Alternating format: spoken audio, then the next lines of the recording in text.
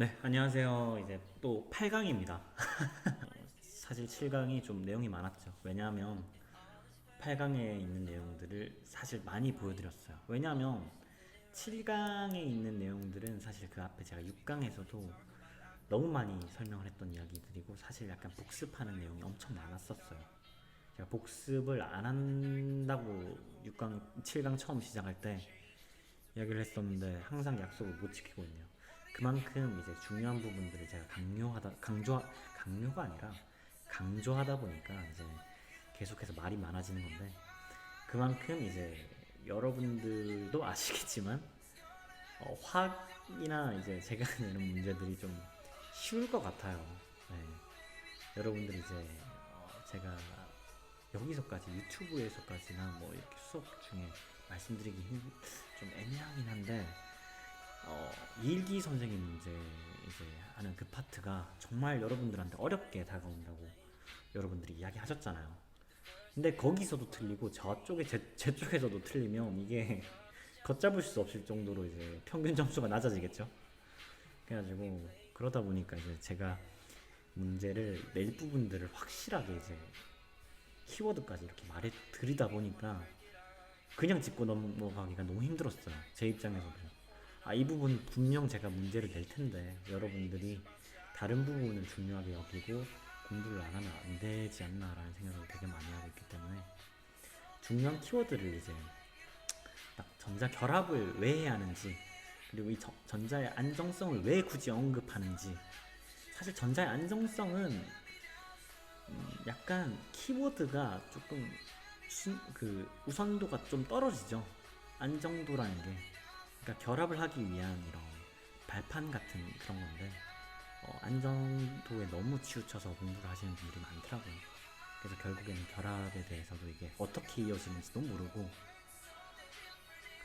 결국에 안정성에 이제 초점을 맞추다 보니까 분자의 개념으로 넘어가지 못하고 계속해서 원소의 개념만 이제 계속 수가로 공부하시는 분들이 계실 것 같아서 그러면 안 되는데 그게 그렇게 해봐야 맞출 수 있는 문제 한 문제밖에 없을 텐데 라는 생각이 들어서 거의 결합에 대한 문제가 많지 안정성에 대한 문제는 없을 것 같아요. 아니 있긴 하겠지만 별로 없을 것 같아요. 그게 초점이 아니다 보니까. 그래서 그런 분들을 이제 그런 분들은 없어야겠죠. 그래서 제가 계속해서 설명하고 있는 거니까 이해해 주시고요. 네, 바로 넘어가도록 하겠습니다. 제가 전 시간 내용을 아예 그냥 복습하지 않고 갈게요. 마지막쯤에 제가 이제 염소에 대해서 이제 이온 결합을 왜 굳이 제 이야기했었죠. 뭐 두 염소 원자가 이온 결합을 하여 염소 분자를 형성할 수 있는가? 뭐 그렇게 생각한 까닭은 뭘까? 뭐 이런 식으로 이렇게 질문을 해놨는데 제가 말했죠. 이거 대놓고 함정을 이렇게 말하고 있는 거라고. 이온 결합이 아니죠. 공유 결합이죠. 이렇게 되면. 그렇기 때문에 극기에 대한 이제 공유 결합을 정확하게 보여주는 겁니다. 여기 있는 그림이. 네, 딱 보면 염소와 그리고 염소가 이렇게 있죠. 제가 뭐라고 했나요? 염소가 비금속 원소라고 했죠. 그 비금속 원소가 두 개가 결합했습니다. 그렇게 되면 뭘까요? 이온 결합일까요? 공유 결합일까요? 그쵸? 공유 결합이죠. 제가 계속해서 설명하고 있죠. 비금속 원소, 금속 원소. 이거 기억하셔야 합니다. 그래서 이제 비금속 결합해서 이제 공유 결합을 하게 되죠. 제가 아까도 말했지만 이런 식으로 공유한 전자 두 개 보이죠? 이 두 개가 한 쌍이라고 했습니다. 이렇게 되면 이제 단일 결합을 형성하게 되는데 이 단일 결합까지는 여러분들이 공부를 안 하셔도 되고 이것도 뭐 비공유 전자쌍이라고 해서 이렇게 형성하게 되는데 얘네들도 굳이 지금에서는 공부하실 필요가 없습니다. 알겠죠? 아무튼 뭐 우리 7강에서 이미 했던 이야기 계속 반복하고 있죠. 그냥 넘어가도록 하겠습니다. 뭐 이 정도 다들 그릴 수 있을 거라고 생각하고 제가 이야기하는 거예요. 이거 그림 그릴 수 있어야 합니다. 아시겠죠? 그림 그려주세요. 연습으로라도 그림 그려주세요. 네, 다음입니다. 뭐 이거 같은 경우도 뭐 똑같죠. 한번 읽어보도록 하겠습니다. 염소 분자에서 두 염소 원자 사이에 형성된 화학결합 공유결합이었죠. 염화 나트륨에서 나트륨과 염소 사이에 형성된 이온결합, 그 어떻게 다른지 모두 뭔가 토의해보자. 뭐 다를 수밖에 없죠. 약간 그 원리는 비슷해요. 사실 원리는 비슷합니다.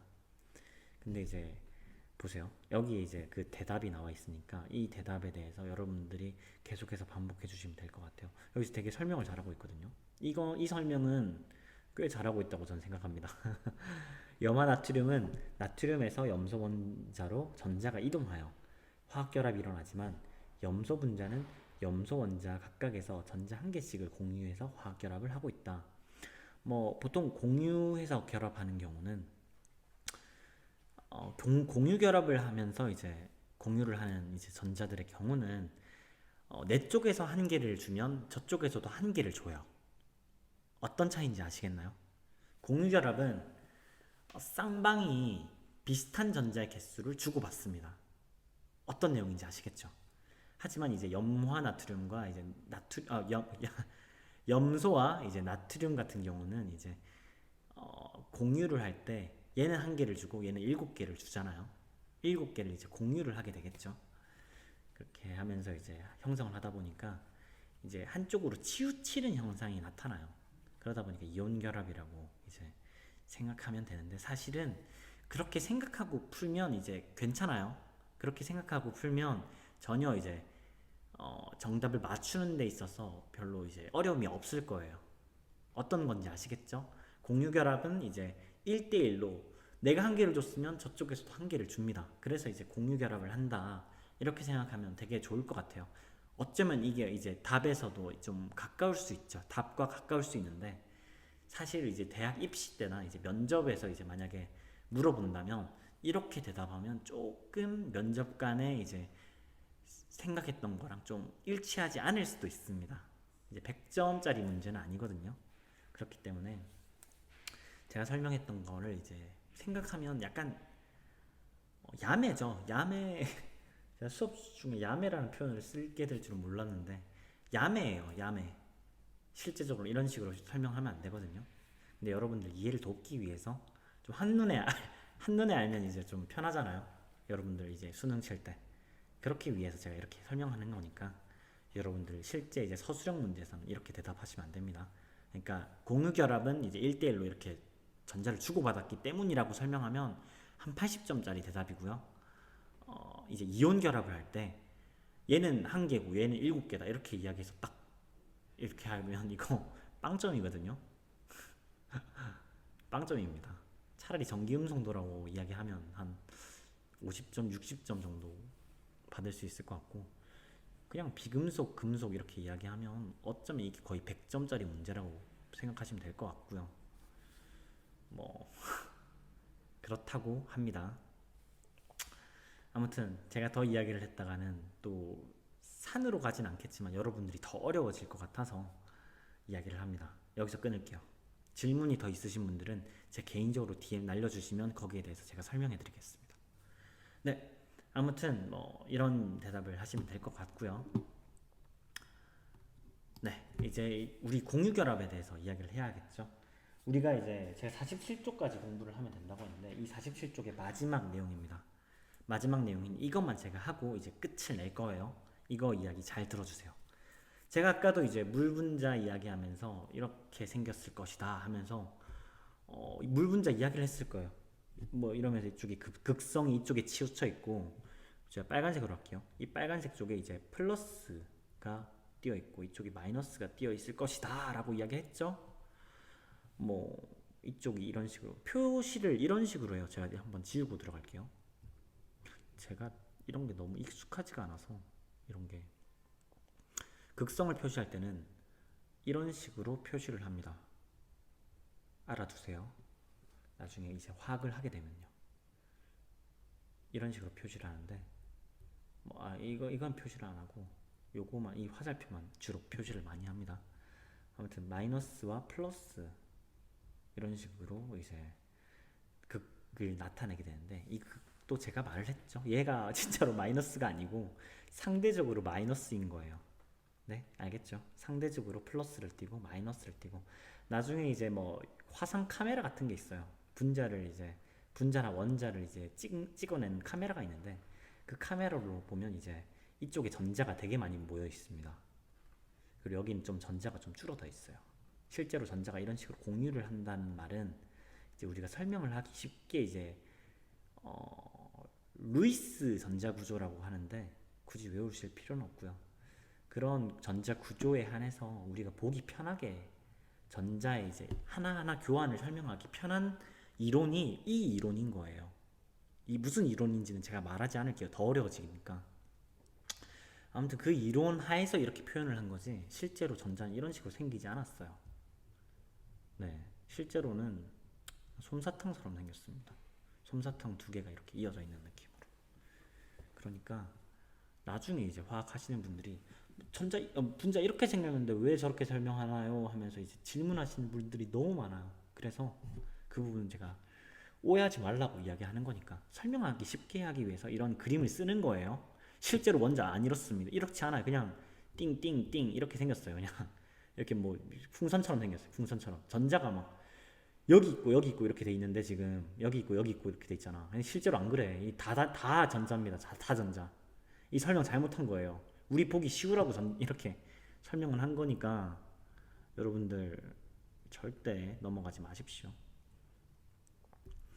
아무튼 뭐 그렇습니다. 극성을 띠고 있고 뭐 이렇게 돼 있는데 이거 비공유 전자쌍이고 이거 공유 결합, 단일 결합을 형성하고 있죠. 아무튼 뭐 이런 식으로 생각하시면 될 것 같고요. 이제 전자를 하나씩 지금 아까도 제가 계속 설명을 하는데 지금 공유 결합은 주로 이제 빨간색으로 할게요. 얘가 한 개를 줬으면 얘가 한 개를 주듯이 지금 파란색 좀 밝은 파란색이 아마 수소에서 준 거일 거예요. 그리고 진한 파란색이 산소에서 준 거일 거예요. 산소에서 준 건 제가 주황색으로 표시할게요. 이렇게 뭐 이렇게 산소에서 줬습니다. 그리고 이거는 전자에서 수소에서 준 거 빨간색으로 이렇게 세게 할게요. 뭐 이런 식으로 한 개 1대1로 이렇게 이제 주고 받은 것 같은데 그렇기 때문에 이제 공유 결합을 형성한 거예요. 자, 수소는 비금속, 우리 산소도 비금속. 그렇기 때문에 우리는 공유 결합을 확실하게 생각할 수 있습니다. 전기음성도 계속해서 여러분들이 전기음성도 미리 배우신 분들이 전기음성도 이야기를 계속해요. 이거 공통과학 수준에서는 전기음성도라고 말하면 얘가 아는 걸 과시하고 있네라고 생각을 하면서 틀린 거라고 이야기할 수도 있어요. 뭐냐면 전기음성도 관련해 가지고 이 책에는 이제 전기음성도를 3.5, 뭐 3.4 이렇게 표현을 했고, 그러니까 3.5라고는 확실하게 표시를 해놨는데 저 책에서는 막 이 차이가 이 전기음성도 차이라는 게 분명히 있습니다. 뭐 1.0인 원소와 이제 2.5인 원소의 차이가 이제 1.0이 나잖아요. 뭐 이게 뭐 어느 정도 1.2, 1.3 이런 식으로 기준이 다양해요. 그렇기 때문에 그 기준을 잡을 수가 없어요. 이 대학 교과서에서도 그렇고. 그렇기 때문에 전기음성도를 표현하는 거는 사실은 그 책에 한해서는 맞지만 사실 이제 모든 과학에 있어서는 모든 과학 책의 입장을 대변하지 못하기 때문에 이거는 정확한 대답이 될 수 없어요. 나중에 대학 입시할 때도 이런 부분을 여러분들이 전기음성도라고 생각하시고 말하면 혹시나 틀릴 수 있으니까 제가 이렇게 하지 말라고 이야기하는 겁니다. 네, 아무튼 공유결합에 대해서 한번 읽어보고 마지막으로 마치도록 할게요. 공유결합은 원자들이 전자를 공유하면서 형성되는 화학결합이다. 네, 딱이까지만 알면 될 것 같아요. 네, 이렇게 공유를 하고 이렇게 생성이 된다. 그 다음 한번 이야기를 해볼까요? 뭐 원소의 원자과 전자의 개수를 찾고 표에 빈칸을 채워보시오. 뭐 쉽죠? 원자과 전자의 개수 1개. 가장 최외곽 전자를 개수를 생각하면 되겠죠. 그거 질문하시는 분들 되게 많았어요. 원자과 전자와 이제 최외곽 전자가 둘이가 왜 굳이 키워드가 다르냐? 왜 단어가 똑같은 전자 껍질의 마지막 거를 이야기하고 있는데 왜 원자과 전자라고 이야기하고 왜 최외곽 전자라고 이렇게 따로 설명을 하냐 이야기를 하는데 제가 이거에 대해서 정확하게 정의를 내려드리겠습니다. 이 원자과 전자의 전자와 그리고 이제 최외곽 전자에서 말하는 이 전자와 결국에 말하는 그 전자 껍질에 있는 위치는 똑같아요. 네, 결국에 맨 마지막에 있는 껍질에 있는 전자를 말하는 게 둘 다 똑같은 이제 맨 마지막에 있는 전자 껍질을 말하는 거예요. 근데 그 입장의 차이가 약간 다른 거예요. 원자과 전자는 이제 원자가 분자를 이제 결합하면서 이제 서로 이제 주고받을 수 있는 가능성을 가지고 있는 전자의 개수를 이야기하는 거예요. 결국에는 최외곽 그러니까 가장 바깥 껍질에 있는 전자가 이제 다른 원자와 원자가 결합하는데 쓰이게 되겠죠. 그렇기 때문에 이제 원자과 전자라고 이렇게 이야기를 하는 거고, 최외곽 전자는 그냥 전자 껍질의 입장에서 맨 마지막에 있는 거를 최외곽 전자라고 한다라고 이해하시면 됩니다. 그렇기 때문에 결국 이 전자의 이제 전자에 해당되는 가장 마지막 궤도에 있는 전자를 각자 설명하고 있는데, 설명하는 방식이 약간의 차이가 있었다라고 생각하시면 될 것 같아요. 근데 이 차이를 묻는 이제 질문은 하지 않습니다. 뭐 여기는 최외곽 전자라고 했다가 또 저기는 또 원자과 전자라고 했다가 뭐 이렇기 때문에 도로만 알고 계시면 될 것 같습니다. 네, 아무튼 많은 분들이 계속해서 질문을 또 하고 하는데, 그런 부분들 제가 다 일일이 이런 수업에서 이야기를 하다 보니까 계속해서 시험 이제 제가 한 15분 안에 끝내려고 하는데 계속 그게 딜레이가 되는 것 같아요. 필요 없는 내용이에요. 어떻게 보면 이미 이제 그 지나간 이제 굳이 공통과학을 공부하는 데 있어서 필요 없는 이야기가 될 수가 있습니다. 하지만 아는 사람과 모르는 사람이 이제 실수하는 갭에서는 엄청나게 큰 갭이 존재하게 되겠죠. 그러니까 이왕 하실 거 알고 지나가는 게 좋지 않을까라는 생각을 해요. 그렇기 때문에 여러분들이 물론 그거는 여러분들의 선택에 맡겨진 거지만 제 개인적인 생각으로는 그렇게 하면 이제 그까지 알면 이제 제가 이제 내는 문제들 거의 100점 맞을 수 있지 않을까라는 생각이 듭니다. 아무튼 이제 시험 범위는 여기까지예요. 제가 4강까지 한다 했다가 뭐 6강까지 한다 했다가 7강, 8강까지 했다가 뭐 지금 정말 계속 변하고 있는데, 정확하게 알려드릴게요. 여기까지입니다. 여러분들 수고하셨고요. 8강까지 완주해 주시고요. 이 시험 이제 한 달 채 남지 않았어요. 열심히 공부하시고요. 제가 이제 여러분들한테 잘못한 만큼 시험 문제 다 공개할 거예요. 다는 안 되겠다. 한 두 문제, 세 문제 정도 빼고, 두 문제 빼고 다 공개할 거니까 여러분들 그 키워드 공부해 주시고요. 네, 수고하셨습니다. 공부 열심히 하시고요. 다음 시간에 뵙도록 하겠습니다. 다음 시간은 뭐 강의는 더 이상 없을 거예요. 이제 오프라인으로 공부하시면서 여러분들과 재밌게 노는 시간 가지도록 하겠습니다. 빨리 진도 빼면 그 이후로는 제가 그냥 여러분들이랑 노는 시간 계속 가지는 거 알죠? 뭐 재밌는 미트 시간 여러분들 이제 가져올 시간 해주시고, 아직까지 학습지 과제 제출 안 하시는 분들 계세요. 빨리 제출해야 제가 답지 드립니다. 빨리 제출해주세요. 아자아자 화이팅! 다음에 뵙도록 하겠습니다. 수고하셨습니다.